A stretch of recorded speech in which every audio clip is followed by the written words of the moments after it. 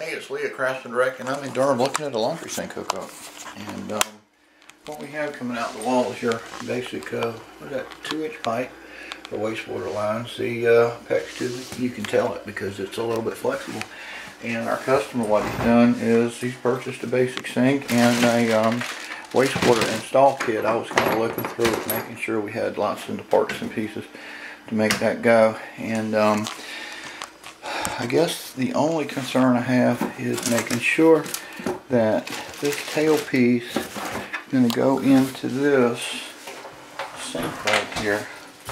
I'm going to slip in behind it. Let me get a bottom up view.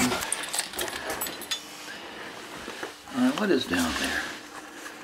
That is, okay, so they got it cut threaded.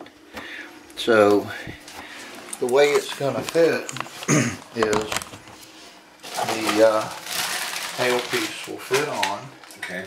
I have a washer, which usually needs to be rubber, and they'll have one of these sleeves that screws up so that you can come up to here. Can I put this together? Sure. Yeah. Not at all. I don't want to open somebody's stuff without asking.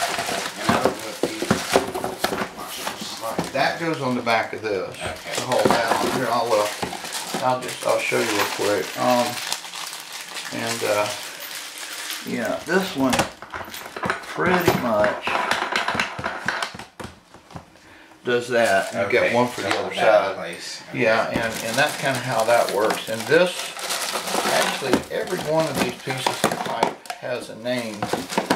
And this is the tailpiece that fits in the bottom. Okay. And that's going to screw on. Okay. Like that. And then in here, like that. And that is going to screw on. Okay. Like that.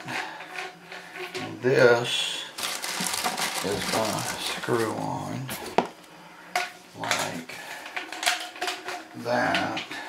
Okay. Okay. And then that goes into the wall.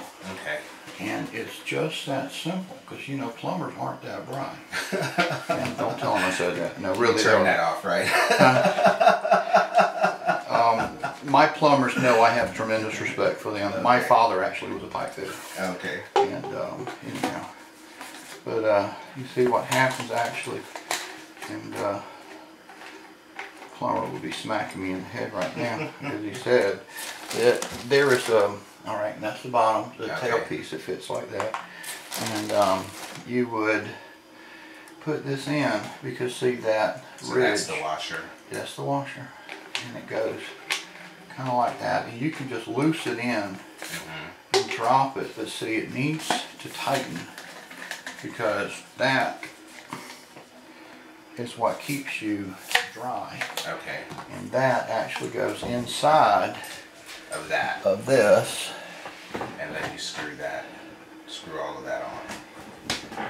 Yeah, but see now that's the reason that I wanted to check this, because that interface is too little. Okay.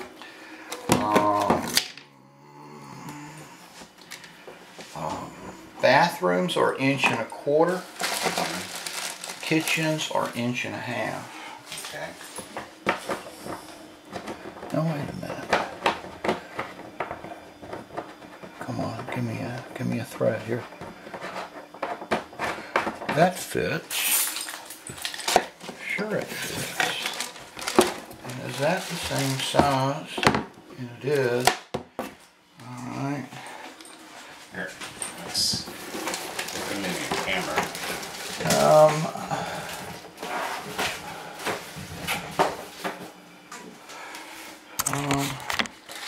What are you gonna do? You're gonna now we're gonna tilt it forward. Tilt it forward. I'm not. The problem is I'm not grabbing any threads.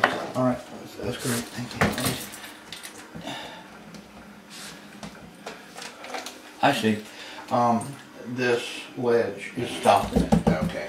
So let's leave the tail piece off, and you can put just a rubber gasket because I think that is 1.5 inches. Okay. But yeah. inch and a half. So does this tailpiece maybe? Let's try it. And yeah, you're right. That will work. That will work.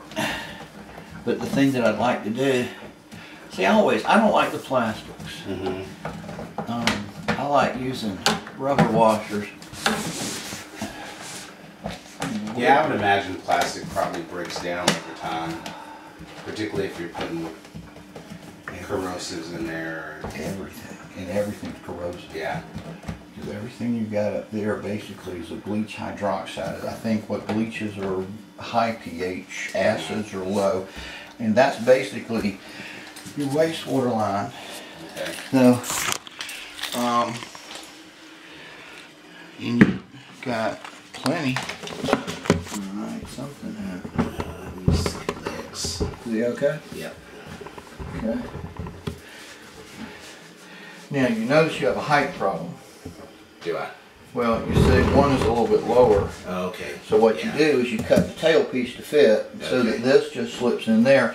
And they've got another one of these nuts that goes on here so that when you cut this, then, and that's, yeah, that's a solder on cap, then you actually put a cap on it. Okay. So anyhow, and but it's helpful to see it line up, because if we cut that, we put on some valves. And the valves go in between these lines. Yeah. What happens right here is that this screws on back here. Okay.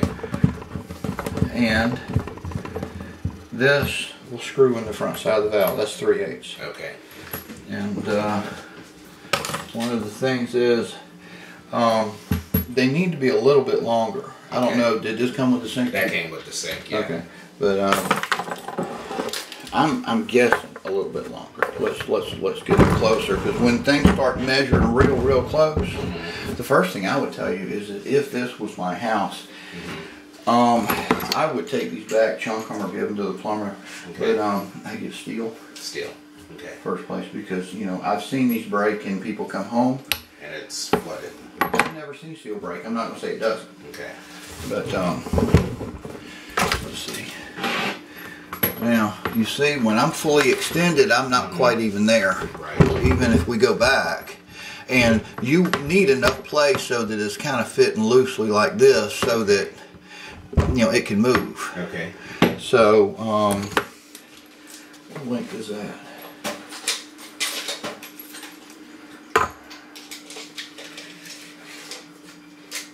Alright, that's a 21 and a half.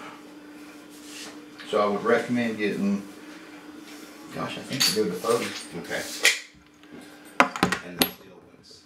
Yeah. Actually, I think I have some Braided steel. laying around somewhere. I bought some for something else. What's and behind I it? can't remember. This is Right there, that's it.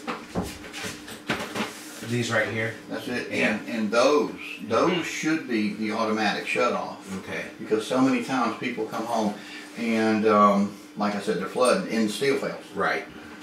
I know I bought some extra ones because I bought them for the purpose of doing something, and I can't remember what it was for. Oh, I had to. When I bought the